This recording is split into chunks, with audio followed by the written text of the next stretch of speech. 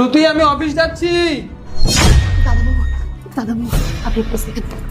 আরে কিন্তু আমি লুকাবো কেন? আপনি সবটা পরে জানতে পারবেন, এখন আপনি লোকান, আপনার সামনে ম্যাডামের সব সত্যিটা চলে আসবে। আরে কি সত্যি দেখতে পাবো? আপনি এখন লোকান, এটা সত্যি বলার সময় না, আপনি সবটা জানতে পারবেন। বুবুল, এ কি বুবুল কোথায়? স্যার তো অফিসে চলে গেছেন। অফিসে গেছে? কিন্তু ও তো আমায় না বলে অফিস যায় না। আসলে ম্যাডাম, স্যার আজকে খুব তাড়াহুড়ো করে বেরিয়েছেন। আমি স্যারকে খাবারও দিয়েছিলাম, স্যার না খেয়ে বেরিয়ে গেছেন। আর স্যার আমাকে বলে দিয়েছিলেন আমি যাতে আপনাকে এটা বলে দিই। আচ্ছা, তো তুই এক কাজ কর, নিচে গিয়ে দেখে তো স্যার চলে গেছে কিনা। আর হ্যাঁ, দেখিস গাড়িটা আছে কিনা। স্যার তো চলে গেছেন, আমি স্যারের গাড়ির আওয়াজ পেয়েছিলাম। এত কথা কেন বলছিস? বাড়ির কাজের মেয়ে যখন, কাজের মেয়ের মতন থাকবি, আর আমি যা বলবো সেটাই করবি তুই। ইভেন সোসাইটির বাইরেটাও দেখে আসিস, কেননা ও কখনো কখনো কারোর সঙ্গে দেখা হয়ে গেলে কথা বলতে শুরু করে দেয়। ভালো করে দেখে এসে দেন আমায় বলবি। ঠিক আছে ম্যাডাম।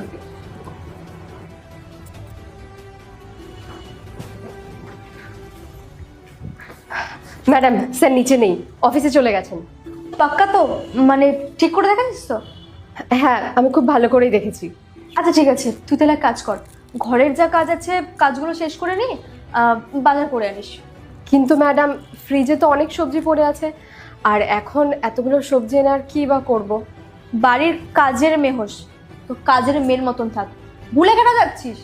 আমি যেটা বলবো তুই সেটাই করবি। তাই বলছি, কাজ শেষ করে বাজারটা করে নিস। আর তুই তো ভালো করেই জানিস এই টাইমে আমার বয়ফ্রেন্ড আসে, আর ও একদমই পছন্দ করে না যে আমি আর ও ছাড়া এখানে কেউ থাকুক। তাই আমরা দুজন থাকবো। চলে যাবি তুই। ঠিক আছে ম্যাডাম, আমি সবজি নিয়ে আসবো, কিন্তু আমার কিছু এক্সট্রা টাকা লাগবে। টাকা মানে? কিসের টাকা? হ্যাঁ, আমি 400-500 টাকা তোকে দিয়ে দেবো সবজি কেনার জন্য, চিন্তা কেন করছিস তুই? সবজি কেনার জন্য নয় ম্যাডাম, আপনার হাজবেন্ডের থেকে এই এত বড় সত্যিটা লুকানোর জন্য। এই যে আপনার হাজবেন্ড থাকা সত্ত্বে আপনার বয়ফ্রেন্ড আপনার বাড়িতে আসছে, এই এত বড় ঘটনাটা লুকানোর জন্য আপনাকে তো আমাকে টাকা দিতেই হবে। সেটার জন্য আমার 20,000 টাকা চাই। 20,000 টাকা? মাথা খারাপ হয়ে গেছে তোর? ভুলে যাস না কাজের মেয়ে হোস, যদি কাজ থেকে বার করে দিই না, অন্য কোথাও কাজ পাবি না আর। ঠিক আছে, বার করে দিন। আর এখান থেকে বেরিয়ে আমি সোজা আপনার হাজবেন্ডের কাছে যাব, আর তারপর গিয়ে আপনার সব সত্যিটা ওনাকে বলে দেবো। দাঁড়া, টাকা দিচ্ছি তোকে আমি। কাজের লোক তো বেশি মাথায় তুলে ফেলেছি, এত স্যালারি দিই তাও ওর হয় না, এখন টাকা লাগবে। ব্ল্যাকমেল করছে আমায়।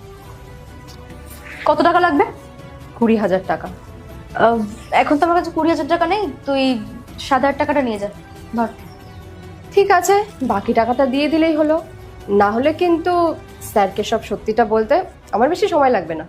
আরে হ্যাঁ হ্যাঁ, দিয়ে দেবো বললাম তো, কিন্তু তোর মুখটা বন্ধ রাখিস, ঠিক টাইমে টাকা পেয়ে যাবি। যা এখন, বয়ফ্রেন্ড আসবে আমার, টাইম হয়ে যাচ্ছে। ওকে, এনজয়।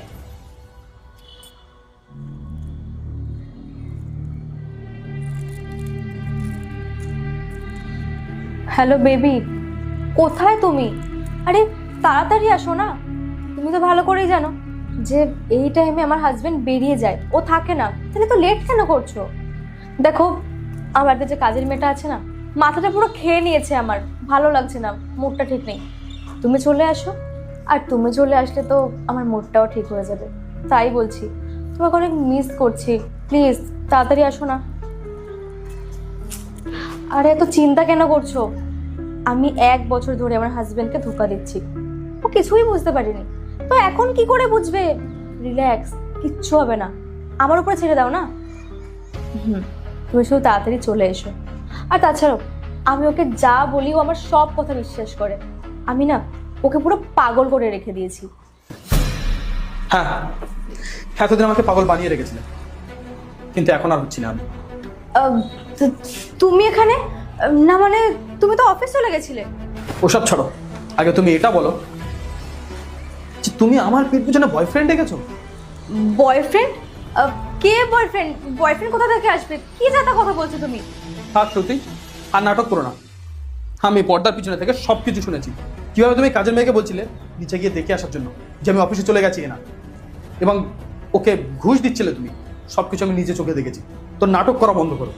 আরে তোমার কোথাও ভুল হচ্ছে। আমার বয়ফ্রেন্ড কোথা থেকে আসবে? আর আমি তো তোমায় ভালোবাসি, তাই না? আমার না মনে হচ্ছে তোমার কোনো একটা মিসআন্ডারস্ট্যান্ডিং হচ্ছে। মিসআন্ডারস্ট্যান্ডিং তোমার হয়েছে। তুমি হয়তো ভাবছো যে তোমার স্বামী কিছুই জানে না, আর আমি সব কিছু জেনে গেছি। তুমি কিভাবে আমার পিছনে ষড়যন্ত্র করছো, কিভাবে আমার পিছনে সব কিছু চালাচ্ছ, আমি সব কিছু নিজের চোখে দেখেছি। তো নাটকটা বন্ধ করো। দেখো, আমাদের বিয়ে হয়েছে কিন্তু অনেক দিন হয়ে গেছে। আর যখন আমি তোমার ওয়াইফ, তো আমাকে নিশ্চয়ই তুমি বিশ্বাস করবে, তাই না? আমি যখন বলছি আমার বয়ফ্রেন্ড নেই, তার মানে নেই। আরে কিভাবে বিশ্বাস করবো তোমাকে, যখন আমি নিজে চোখে সব কিছু দেখছি? এরপরেও তোমাকে কিভাবে বিশ্বাস করবো আমি? তোমার প্রতি নেই আমার এতটুকু ট্রাস্ট নেই যে আমার পিছনে বয়ফ্রেন্ড রাখতে পারে।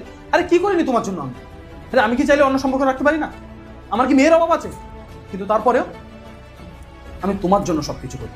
আমি তোমাকে ভালোবাসি, আমি তোমার উপর বিশ্বাস করে আছি।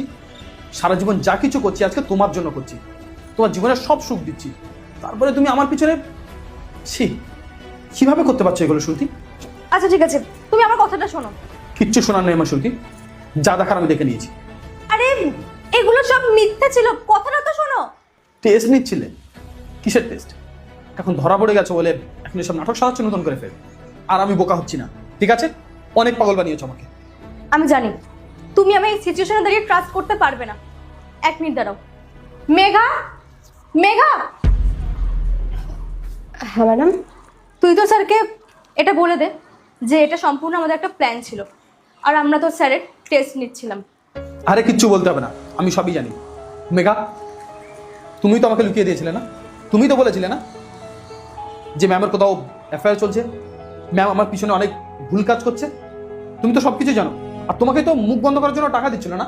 তো সত্যিটা বলো না সব। হ্যাঁ স্যার, আপনি যেটা দেখেছেন সেটা সত্যি, কিন্তু এই সবটাই আমাদের সাজানো নাটক ছিল। ম্যাডাম আর আমি মিলে আপনার টেস্ট নিচ্ছিলাম। মানে আরে কি বলছো তোমরা পাগলের মতো? আমি কিচ্ছু বুঝতে পারছি না। প্লিজ, আমি তোমাকে সবটা বলছি, বোঝার চেষ্টা করো। আগের উইকে মানে ফ্রাইডেতে যে আমার একটা কিটি পার্টি ছিল, ওখানে যাওয়ার পর অনেকেই অনেক কথা বলেছে। বুঝতেই তো পারছো, তুমি যেহেতু অনেক টাকা ইনকাম করো, তো অনেকেই জেলাস ফিল করে। তো সবাই ভাবছে যে তোর হাজব্যান্ড এত টাকা ইনকাম করে, তোকে এত ফ্রিডম দিয়ে রেখেছে, কত কেয়ার করছে, কত গিফট দিচ্ছে, ডেটে নিয়ে যাচ্ছে। তো এগুলো দেখে অনেক কথা বলছে যে তোর হাজব্যান্ড এত টাকা ইনকাম করার পরেও তোকে তো ফ্রিডম দিয়ে কেন রেখে দিয়েছে, যখন তুই সব কিছু পেয়ে যাচ্ছিস। নিশ্চয়ই তোর হাজব্যান্ডের হয়তো বাইরে কোনো চক্কর চলছে, নাহলে তোর চলছে। কিন্তু কি বলবো, আমি ওদেরকে বিশ্বাস করাতে পারছিলামই না। আর আমাকে এটাও বলেছে যে যখন তোর হাজব্যান্ড জানতে পারো তোর কোনো অ্যাফেয়ার চলছে, তখন তোকে ঘর থেকে ঘাট ধাক্কা দিয়ে বের করে দেবে। আমি এটাও বললাম যে না, ও আমাকে একবার জিজ্ঞেস করবে যে ব্যাপারটা সত্যি কিনা মিথ্যে। কিন্তু না, আমাকে বিশ্বাসই করলো না। মেয়েদের ফ্রেন্ড সার্কেল, বুঝতেই তো পারছো। তাই ভাবলাম যে আদৌ তুমি আমাকে ভালোবাসো কিনা, বা এরকম যদি সত্যি কোনো ঘটনা ঘটে থাকে সেই টাইমে দাঁড়িয়ে আমি বিশ্বাস করতে পারবে কিনা। তাই জন্য আমি ওর সাথে মিলে একটা প্ল্যান করেছিলাম তোমার টেস্ট নেওয়ার জন্য। আর আমি বুঝতে পারিনি যে আমার এই সামান্য জিনিসের জন্য তুমি এতটা রিয়াক্ট করে ফেলবে, তোমার মাথাটা এতটা গরম হয়ে যাবে। আর তুমি কন্টিনিউ আমাকে ছোট বড় কথা বলেই গেছো। দেখো, আমি বুঝতে পারছি আমি একটা টেস্ট নিয়েছি, সেটা অনেক বড় ভুল করেছি। তা বলে তুমি আমাকে একটাবারের জন্য বিশ্বাস করতে পারতে, আমার কথাটা শোনার চেষ্টা করতে পারতে। তুমি তা করলে না, তুমি চিৎকার করছো আমার উপরে। সত্যি তুমি যা কিছু করেছো না, সব কিছু আমার জায়গায় যে কোনো মানুষ থাকলে বিশ্বাস করে দিত।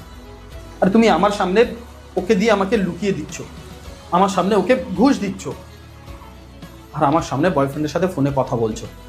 তো যে কোনো স্বামী তো এটা বিশ্বাস করে নেবে না? দেখো, আমি তোমার উপরে বিশ্বাস করি।